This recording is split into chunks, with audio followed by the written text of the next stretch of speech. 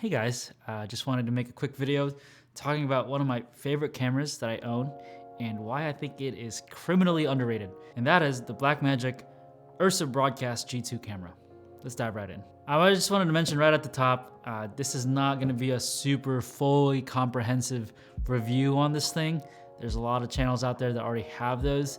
And so if you want to watch those videos, you're more than welcome to. This is more some of the reasons that I've fallen in love with this camera and why I think it's worth considering if you're in the market for another camera. So what is the URSA Broadcast G2? Well, so Blackmagic released this camera back in 2021 as a updated version of the G1, the URSA Broadcast G1.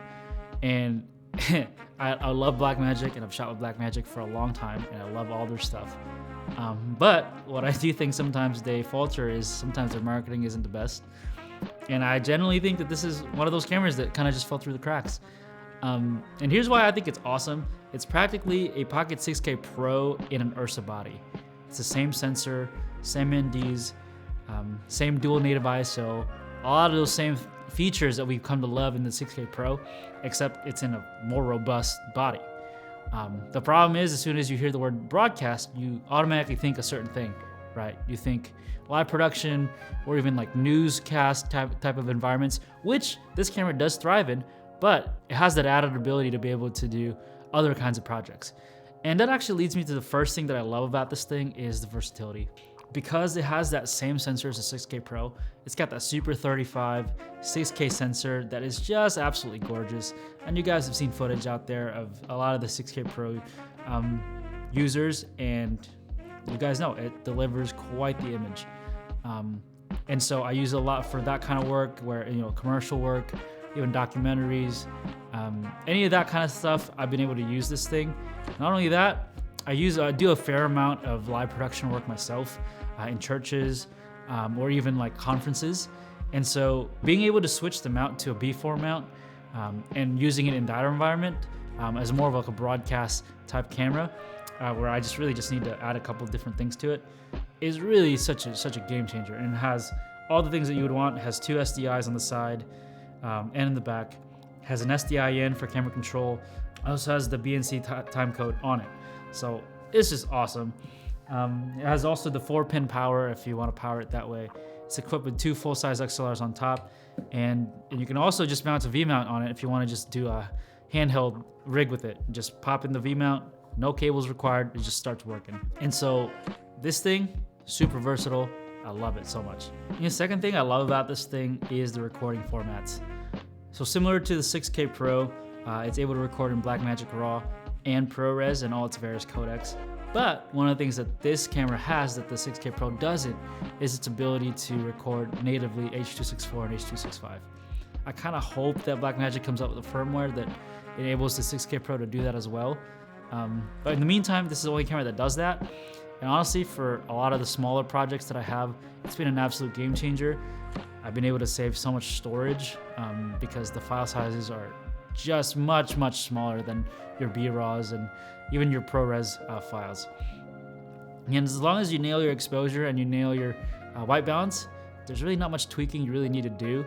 And so the image is still amazing. And I'll probably make a comparison video and really pushing H.265 as far as it can be pushed, just so you guys can see the difference between the two. But I've really just come to love that. It'll last me like several hours. Like one 256 gig card can last me like literal hours. And I find that to just be awesome, especially because storage is expensive. And for a lot of the smaller projects, it doesn't need B-RAW. It doesn't need that high codec or high bitrate codec. And H.265 is good for a lot of those projects. And so that's something I've really come to love about this thing. The last thing I would say that I love about this thing is the form factor. And I've mentioned this earlier. It's basically a 6K Pro in an URSA body. And a lot of my Blackmagic users out there, particularly if you've used the Pocket for a long time, the form factor is a bit clunky. It's super wide and super narrow, and sometimes it just doesn't always balance well. And it's not my favorite form factor out there. But what I love about this camera is because it's in this URSA style body, you just pop in the battery, has already the V-mount plate in the back. You pop in the battery, have the lens, and it just sits so nicely, and it feels super solid in the hands. And yeah, because it has a good amount of weight to it, but not super heavy. The body itself is about, I want to say 5 pounds. And yeah, you don't really feel those micro jitters, and you don't really experience those micro jitters because it has a good amount of weight to it. And you've got a little side monitor here that also is touchscreen, so you're able to make changes there. And then obviously you have some quick buttons here too for some of the things. And you have your physical ND filter wheel up here, should you need to change that depending on the surroundings that you're in. And so it's just a really, really fun and robust camera to work with. And I've really just enjoyed working with it, whether it's run and gun or more interview, documentary, weddings even. I've just really, really, really loved working with this thing. So yeah, in summary, I love this thing because of the versatility that it provides, the recording codecs, particularly H.265, and the form factor. It just feels great to work with, and it makes me want to shoot more. And so obviously you have to figure out your workflow and the kind of projects that you have and the best camera for you. Price-wise, this thing is about $4,200 new, but I actually was able to pick this up for about $1,500 MPB, and I thought it was an absolute steal.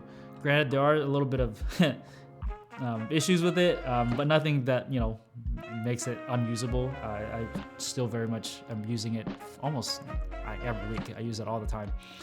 And so shout out MPB, love you guys and all that you guys do. Not sponsored, by the way, just love their service. Check them out if you're in the market for some used camera gear. But yeah, I hope this was a helpful video. Again, I don't think it's for everybody, depending on your workflow. But for me, this has been an absolute workhorse and criminally underrated in my opinion. So, you know, feel free to drop a comment in the comment section if you have any more questions. If there's any videos you want to see in the future, please like and subscribe.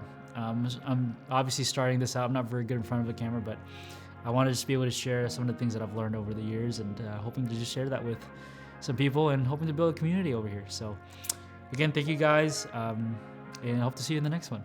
See ya.